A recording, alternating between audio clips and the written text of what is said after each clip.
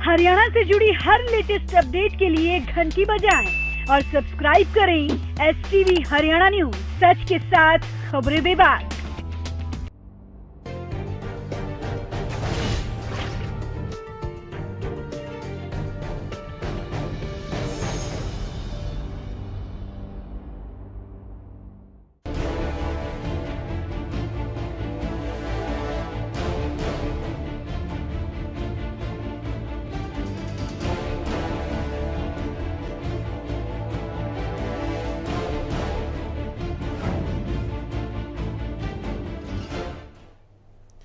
नमस्कार, आप देख रहे हैं खास खबर और आपके साथ मैं हूं गौरव कुमार पांडे। लोकसभा चुनाव नजदीक आते ही सभी पार्टियां चुनावी तैयारियों में जुटी हैं। जहां बीजेपी में बैठकों का दौर जारी है, वहीं विपक्ष पूरे दमखम के साथ चुनाव में उतरने की रणनीति बना रहा है। अब बड़ा सवाल ये कि किसकी तैयारियों का किसको फल मिलेगा और कौन रह जाएगा खाली हाथ। चर्चा उससे पहले ये रिपोर्ट।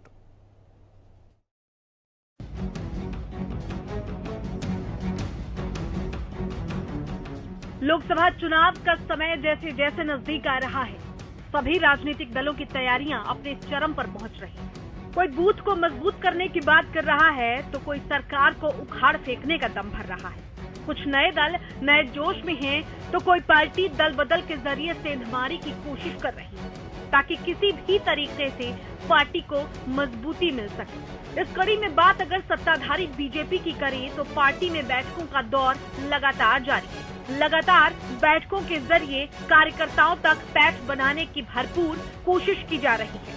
इस कड़ी में जहां शुक्रवार को बीजेपी के प्रदेश प्रभारी अनिल जैन ने गुरुग्राम के जॉन हॉल में कार्यकर्ताओं की बैठक में चुनावी तैयारियों पर मंथन किया, तो वहीं शनिवार को रोहतक में बीजेपी कार्य समिति की बैठक बुलाई गई। इस बैठक में कलराज मिश्र, अनिल जैन समेत प्रदेश बीजेपी के तमाम बड़े चेहरे शिरकत कर रहे हैं। प्रदेश बीजेपी प्रभारी अनिल जैन ने शुक्रवार की बैठक में कहा कि पार्टी अब सभी लोकसभा सीटों पर कार्यकर्ताओं के साथ बैठक करेगी और बूथ स्तर तक हर कार्यकर्ता को मजबूत किया जाएगा ताकि पार्टी बेहतर परिणाम दे सके।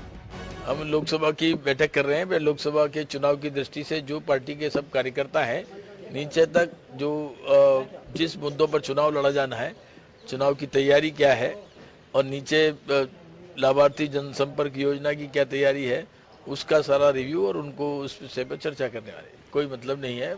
लोकसभा के समय लोकसभा के चुनाव होंगे, विधानसभा के समय विधानसभा के चुनाव होंगे। तो वहीं आज रोहतक में बीजेपी कार्य समिति की बैठक है। इस बैठक में कांग्रेस के कद्दावर नेता और पूर्व मुख्यमंत्री भूपेंद्र सिंह हुड्डा के गढ़ को साधने की कोशिश का समीकरण भी बीजेपी साधेगी। वहीं कांग्रेस ये दम भर रही है कि अब की बार बीजेपी को जड़ से उखाड़ फेंका जाए।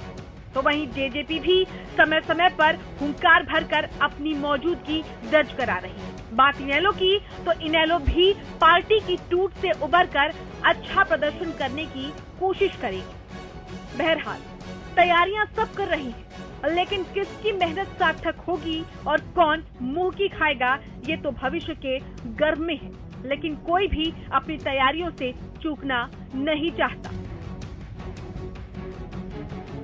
Bureau report, Haryana news.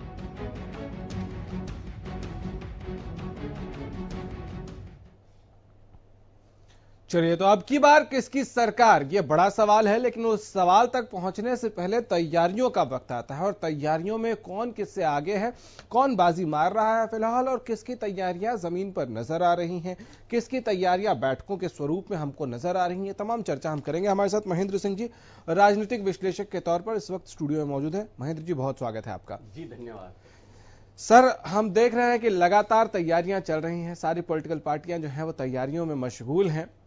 इन तैयारियों में सबसे ज्यादा महत्वपूर्ण क्या बात होगी सत्ता के लिए? सबसे पहले अगर बात करें सत्ता पक्ष बीजेपी के लिए, उनको आगामी लोकसभा चुनाव फेस करना है एक ऐसी पार्टी के नाते जिसकी 5 साल से सरकार है, तो उनके लिए सबसे ज्यादा महत्वपूर्ण क्या चीजें होंगी? देखो गौरव, आपने विषय बहुत अच्छा चुना है बातचीत के लिए।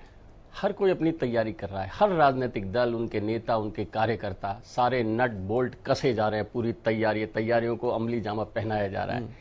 लेकिन दिक्कत पता है क्या है? दिक्कत ये, देश से कोई बात नहीं कर रहा। अब देश से कोई भी राजनीतिक दल और उनके नेता, प्रधानमंत्री तो खैर देश से बात करेंगे ही नहीं। दिक्कत यही आ गई है। अब सवाल यह है कि देश से कोई भी बात क्यों नहीं कर रहा है, क्योंकि किसी के भी पास देश से बात करने के लिए, मतदाताओं से बात करने के लिए कुछ है ही नहीं सिवाय झूठ बोलने के। ऐसा क्यों कह रहे हैं आप? तो सच कौन बोल रहा है देश से? तो क्या करे, वोटर क्या करे फिर? वोटर अपने स्तर पर फैसला लेंगे। चुनाव आयोग ने बहुत अच्छा वो ईवीएम मशीन है, उसमें एक विकल्प दे रखा है। अगर आप इनमें से कोई भी पसंद नहीं है तो आप नोटा का बटन दबाइए। तो फिर शासन कौन चलाएगा? प्रधानमंत्री की कुर्सी पे कौन होगा? क्या देश में प्रधानमंत्री का सीधा चुनाव होना शुरू हो गया है? कैबिनेट तो चाहिए। लोकसभा चुनाव इसीलिए होता है, जो पार्टी जीतती है, जो सत्ता में, जो बहुमत में आती है, उस चुनती है नेता। तो अगर आपने सबको नोटा दिलवा दिया तो कोई पार्टी बहुमत में नहीं आएगी। तो ये तो उनको देखना है ना। नोटा, आप ये समझिए कि नोटा का बटन फिर चुनाव आयोग क्यों लेकर आया है? बताइए, आप इसका जवाब दीजिए। फिर किसी एक कंस्टिट्यूएंसी में, 2 कंस्टिट्यूएंसी में, 4 कंस्टिट्यूएंसी में तो ठीक है सर, लेकिन पूरे देश में सबने नोटा ही दबा दिया तो सरकार कैसे बनेगी? मैं तो ये नहीं कह रहा कि पूरा देश नोटा का ही बटन दबा दे। देश के राजनीतिक दलों को इससे अपने ही स्तर पर प्रत्याशियों, बेहतर प्रत्याशी लाने का अवसर तो मिलेगा। आप थोप क्यों रहे कैंडिडेट? बताइए। आप मतलब राइट टू रिकॉल की वकालत भी कर रहे हैं। जितने भी तमाम राजनीतिक दल और उनके नेता हैं, उनकी चुनाव प्रबंधन की जो समितियां हैं, जो कमेटियां हैं, हाँ। उनके जो नेता हैं, उनके जो पदाधिकारी हैं, वो अपने ही तो घरों की तैयारी कर रहे हैं। आप कैंडिडेट लेकर आ रहे हो लोकसभा के चुनाव में, किसके लिए लेके आ रहे हो? पार्टी के लिए या ये लोकसभा क्षेत्र की जनता के लिए? आखिरकार जो जनप्रतिनिधि चुना जाएगा वो किसके लिए चुना जाएगा? लोगों के लिए या पार्टी के लिए? बताइए भाई। मेरा जनप्रतिनिधि कैसा हो, मेरा पब्लिक रिप्रेजेंटेटिव कैसा हो, मेरा सांसद कैसा हो, यार मुझसे तो पूछो। आप जनता से तो आपका कोई डायलॉग ही नहीं है, कोई संवाद ही नहीं है, कोई बातचीत ही नहीं है। आप तो अपनी अपनी कहे जा रहे हैं। आप तो पूरी चुनाव प्रणाली को बदलने की बात कर रहे हैं। आज नहीं तो कल प्रणाली पूरी बदल दी जाए। आज नहीं तो कल देश इस पर बात करेगा। और समय आ गया है। आप देश से झूठ बोलने लग गए। हर कोई देश से झूठ बोल रहा है। कहने को कुछ नहीं है किसी के पास। सर, आप जो कह रहे हैं बहुत बढ़िया है सुनने में, लेकिन उसको प्रैक्टिकल इम्प्लीमेंटेशन में भी टाइम है। देश देखेगा ना, अभी टाइम है। और देश की जनता इस वक्त जिस मोड में है, जिस मोड और जिस मूड में है, वो इस मूड में है कि आने वाले टाइम में चुनाव है।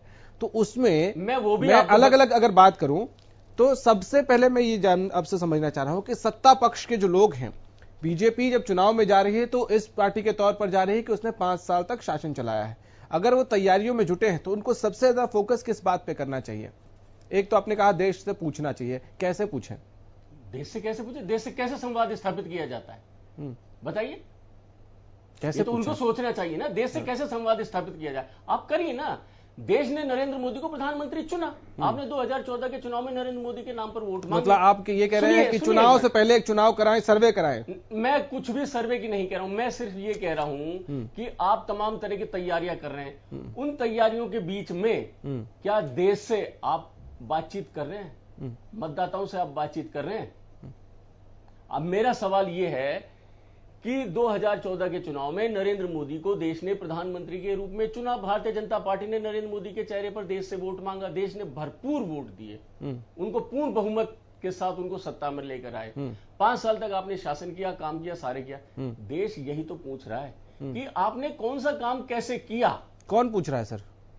विपक्षी पार्टियों के अलावा आप देश देश बार बार कह रहे हैं। कौन है देश? कौन पूछ रहा है? यही तो बात है गौरव सर। कौन पूछ कहां रहा है? तो कहीं अगर आप कह रहे हैं कि उनको बात करनी चाहिए तो देश को भी बात करनी चाहिए ना। वो कह रहे हैं कि भाई हमने करने के लिए तैयार, हमने ऐप दे दिया, हमने पोर्टल दे दिया, हमने आपको जुड़ने का मौका दे दिया। अब हर किसी से प्रधानमंत्री और प्रधानमंत्री से हर कोई जाके सीधे नहीं पूछ सकता है, लेकिन उसका जरिया है। कितने लोग पूछते हैं?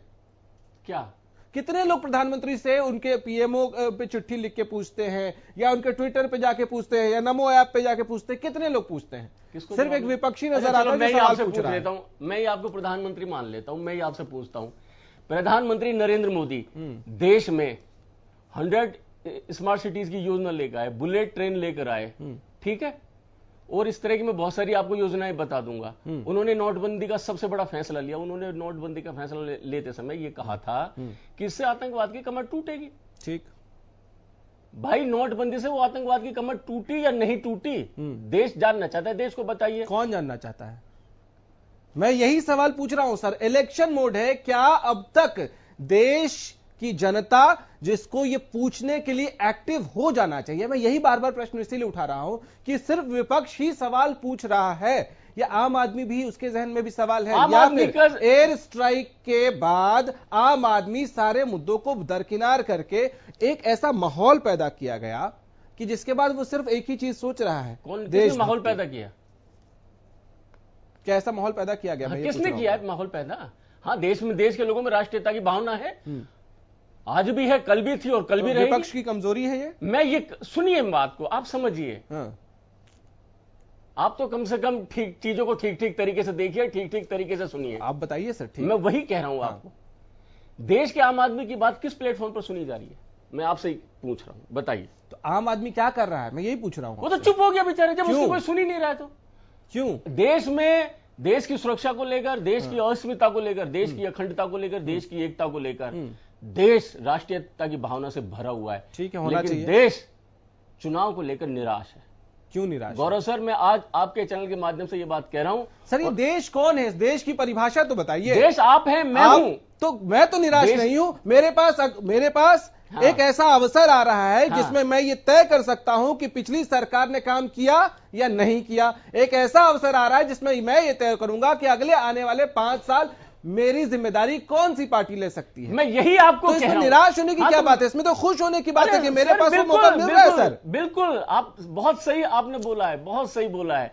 यही मैसेज है लोगों ने अपने स्तर पर फैसला ले लिया, इसलिए लोग बोल ही नहीं रहे। उन्होंने ठीक है, आज लोगों की वैसे हम बात नहीं कर रहे थे, मैं पार्टियों पे आ रहा हूं वापस। सत्ताधारी दल को इस वक्त जब वो इलेक्शन की तैयारियां कर रहे हैं, उनको किस बात पे फोकस करना चाहिए? सबसे पहला ये सवाल। ये तो अब विपक्ष की तरफ चलते हैं, ये हमने इस पर डिस्कशन नहीं सुनिए, और आप कह रहे हैं कि बहुत नेगेटिविटी है। हाँ। आपने सवाल किया सत्तारूढ़ पार्टी को किस तरह की तैयारी करनी चाहिए। ये चिंता सत्तारूढ़ पार्टी भारतीय जनता पार्टी को होनी चाहिए। वो देखेगी कि वो अपनी तैयारी कैसे करे। यही जवाब विपक्ष के लिए नहीं, हम यहां इसी के लिए बैठे हैं कि हम एनालिसिस कर सके कि अगर विपक्ष ये कह रहा है कि वो मजबूत स्थिति में है, तो जनता तक क्या पहुंच भी पा रहे हैं या नहीं पहुंच पा रहे हैं। महेंद्र जी हमारे साथ इस वक्त स्टूडियो में मौजूद हैं। ब्रेक से पहले आपने देखा कि बहुत इंटरेस्टिंग बातचीत यहां हमारी चल रही थी। महेंद्र जी, विपक्ष की तरफ जब आएंगे तो कांग्रेस से शुरू करें अगर हम, क्योंकि हम लोकसभा चुनाव की बात कर ले तो पहले बड़ी पार्टियों की बात कर लेते हैं। हालांकि अब इसमें भी कई लोग डिबेट कर सकते हैं कि कांग्रेस बड़ी पार्टी रही या नहीं रही, खैर उस पर हम नहीं जाएंगे। तो कांग्रेस की क्या स्ट्रैटेजी होनी चाहिए अगर वो लोकसभा इलेक्शंस की तैयारियां कर रहे हैं और एक ऐसी पार्टी का सामना कर रहे हैं जिसको वो खुद कहते हैं कि ये बहुत शानदार इवेंट मैनेजमेंट वाली पार्टी है, जिसके बूथ मैनेजमेंट को पूरे देश ने देखा है। तो उसको टैकल करने के लिए उसको किस बात पे फोकस करना चाहिए? या गठबंधन पे फोकस करें पहले, या उनको भी उस पार्टी की जो अच्छी चीजें हैं, बूथ मैनेजमेंट, कार्यकर्ताओं को कैसे जोश डालते हैं, कैसे मोटिवेट करते हैं, इन सब पे फोकस करना चाहिए? देखो गौरव सर, कांग्रेस कार्यकर्ताओं के स्तर पर, संगठन के स्तर पर बहुत ज्यादा कमजोर है। कांग्रेस में कार्यकर्ताओं का आज अकाल है। कांग्रेस के सामने आज अगर इस चुनाव को बेहतर तरीके से लड़ना है कांग्रेस को, तो उसे सबसे पहले देश के मतदाता से, देश की जनता से बात करनी होगी। उसके क्या सवाल है, उसकी क्या परेशानियां, उसकी क्या समस्याएं हैं, उसकी क्या मांग है, वे क्या चाहते हैं, उनके दिमाग में क्या चल रहा है। हरियाणा कांग्रेस में अगर आप देखिए तो हुड्डा साहब की टीम कहती है कि वो चाहते हैं कि संगठन में जो पदाधिकारी हैं उनको बदल दिया जाए, जो प्रदेश अध्यक्ष हैं वो बदल दिया जाए। उनके तरफ से जितने विधायक थे सबने लॉबिंग की, सब दिल्ली दरबार में दौड़ते रहे और लास्ट में किरण चौधरी ने कह दिया वक्त कम बच गया, आपकी तो अध्यक्ष नहीं बदला जाएगा। जी सर, आप कांग्रेस पर मुझसे सवाल कर रहे हैं या हुड्डा पर कर रहे हैं, पहले ये बताइए। दोनों मिलाकर। नहीं, आप पहले अपना सवाल क्लियर कीजिए, फिर मैं उस हिसाब से जवाब दूंगा। हुड्डा और कांग्रेस अलग हैं? जी, हुड्डा और कांग्रेस अलग हैं? नहीं, हुड्डा कांग्रेस से अलग थोड़ी है। हाँ भाई, हुड्डा से तो बड़ी है कांग्रेस। हाँ, हुड्डा का अस्तित्व कांग्रेस से ही तो है ना। तो फिर अब बात हम कांग्रेस मैं की क्या करें। कह रहा हूं कि मैं अगर हुड्डा पर क्यों हरियाणा बात करूं? कांग्रेस पे आए, नहीं, मैं हुड्डा पर अगर क्यों बात हरियाणा करूं? में अगर बात करें लोकसभा तैयारियों की कांग्रेस की, जी, तो हरियाणा में क्या दिख रहा है कि जिस पार्टी में एक साथ कई धड़े हों और उस पार्टी का ही एक बड़ा खेमा, हम क्योंकि बात करें कार्यकर्ता कम है, जी। जोश कम है, उसमें ज्यादातर विधायक जिस साइड कहे जाते हैं, माने जाते हैं, वो ये कोशिश करता रहा, लगातार कोशिश करता रहा कि प्रदेश अध्यक्ष बदल दिया जाए, लेकिन वो हो नहीं पाया। अब लोकसभा में क्या करेंगे? देखो गौरव सर, एक बात बहुत अच्छी तरह से समझ लीजिए।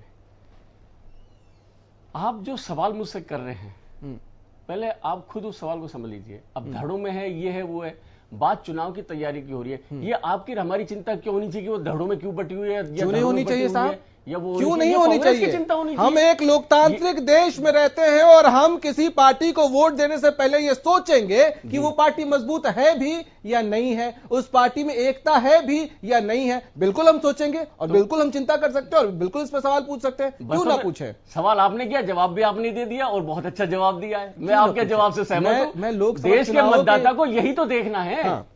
एक एक चीज का अपने, मैं बहुत स्पष्ट कह रहा हूं कि 2019 में होने जा रहे लोकसभा के चुनाव को और इस चुनाव में प्रधानमंत्री पद के उम्मीदवार को और गठबंधनों को और राजनीतिक दल और उनके नेताओं को, देश के मतदाताओं को किसी की भी नजर से नहीं देखना चाहिए। सिर्फ अपनी नजर से वह देखे कि कौन क्या है, कौन क्या कह रहा है और किसके क्या कहने के पीछे क्या मंशा है उसकी। ठीक है, कांग्रेस की तैयारियों की बात करते हैं। लोकसभा के लिए हरियाणा कांग्रेस की अगर हम बात करें, उसको किस बात पे फोकस करना चाहिए? इस बात पे कि वो ये इमेज दिखा सके लोगों को कि वो एक है, या उनको मुद्दों के बेस राजनीति करनी चाहिए, या उनको आप जिसको सोशल इंजीनियरिंग वो कहते हैं पॉलिटिकल पार्टीज, उस पर फोकस करना चाहिए, या कुछ और कोशिश करनी चाहिए? आपके हिसाब से बेस्ट उनके लिए क्या रहना चाहिए? देखो किस तरह से तैयारी करें? आपको अगर याद हो, मैं 2 साल पहले या 2014 के लोकसभा के चुनाव में मैं आपके चैनल पर ही एक बात बोल के गया था कि जब स्वर्गीय चौधरी भजनलाल जी जब जिंदा थे और हरियाणा प्रदेश कांग्रेस कमेटी के अध्यक्ष थे, और 2004 के चुनाव में नारनौल में उनकी एक बहुत बड़ी रैली हुई थी, तब मैं वहां अमर उजाला अखबार में चीफ रिपोर्टर था। तो जब प्रेस कॉन्फ्रेंस हुई थी तो हमने उनसे तमाम तरह के सवाल किए, तो उन्होंने एक बात बहुत अच्छी कही थी। उन्होंने कहा कि हाँ, मैं इस बात को स्वीकार करता हूं कि कांग्रेस में कई धड़े हैं, कई कोटरों में बटी हुई है कांग्रेस, कई नेताओं में बटी हुई है, नेताओं के साथ कार्यकर्ताओं में भी बटी हुई है, लेकिन हम सब कांग्रेस को ही तो मजबूत कर रहे हैं। ये भजनलाल जी के स्टेटमेंट थे। तो ये सच में कांग्रेस को मजबूत कर रहे हैं? पार्टी अध्यक्ष अब को पीट ये देते जाने, हैं, कांग्रेस जाने, जैसा उन्होंने कहा। पार्टी अध्यक्ष को पीट देते हैं, गर्दन टूट जाती अब है, ये तो- और कह रहे हैं पार्टी को मजबूत कर अब रहे हैं। देखो- अच्छा, चलिए तीसरी पार्टी की तरफ चलते हैं अब, क्योंकि वक्त हमारे पास लिमिटेड है। अगली पार्टी की तरफ चलते हैं। लोकसभा चुनाव के मद्देनजर अगर हरियाणा में देखें जी। तो एक नई पार्टी जेजेपी उभरती हुई आ रही है। उसने संगठन पे काम किया है और कर रहे हैं, वो संगठन के दृष्टिकोण से अच्छा काम कर रहे हैं, अब तक ऐसा जो लग रहा है। ऐसे में उनका ये दावा कि वो लोकसभा में 10 की 10 सीटों पर अच्छा परफॉर्म करेंगे, जीतेंगे, साथ ही साथ उनकी रणनीति ये भी है कि गठबंधन किससे किया जा सकता है, कैसे किया जा सकता है, कब किया जा सकता है, उस पर भी वो पैरेलली काम कर रहे हैं। बीजेपी ने नकार दिया है, लेकिन जेजेपी ये नकार नहीं रही और पैरेलली काम कर रही है। क्या ये एक बहुत स्मार्ट मूव है? जब पहली बार बिहार में नीतीश कुमार की सरकार बनी और लालू प्रसाद यादव सत्ता से बाहर हो गए, तो एक पत्रकार ने उनसे सवाल किया था कि आप तो सभी सीटें जीतने का दावा कर रहे थे, ये क्या हो गया?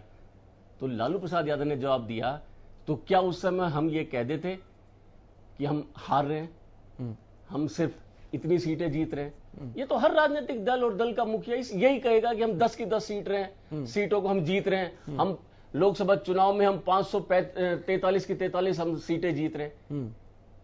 ये तो नतीजे में दावे का पता चलता है ना। नहीं, मैं कह रहा हूं उनको कार्यकर्ताओं को मजबूत करते करते पैरेलली सुनिए, गठबंधन पे काम करना क्या एक स्मार्ट मूव है? मैं ये देखो मेरी बात, जब कोई भी राजनीतिक दल और उसका नेता इस तरह का स्टेटमेंट देता है तो उसके पीछे उसका एक मैसेज होता है।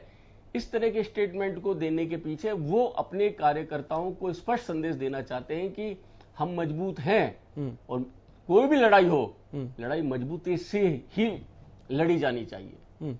नतीजा जो निकलेगा उसको देखा जाएगा। सिर्फ एक ये मोटिव रहता है और कुछ नहीं रहता है। ठीक है, एक आखिरी सवाल जल्दी से उसका जवाब दे दीजिए। अभी हमने देखा है कि एक नई पार्टी आई है सैनी साहब की, और हमने देखा है कि एक पुरानी पार्टी का हाल क्या हो गया है INLD का। जी, इन दोनों के लिए क्या बहुत मुश्किल होने जा रहा है लोकसभा चुनाव, और इन दोनों के लिए एक बहुत बड़ा लिटमस टेस्ट भी है कि इनका भविष्य क्या होगा। क्या सोचकर इन्होंने अपने स्तर पर राजनीतिक दल का गठन किया है ये वो जाने, लेकिन हरियाणा की राजनीति पूरी तरह, यूं तो पूरे देश की राजनीति कास्ट बेस पर है, हम चाहे भले ही कह लें कि हम विकास की राजनीति करते हैं, ये करते हैं।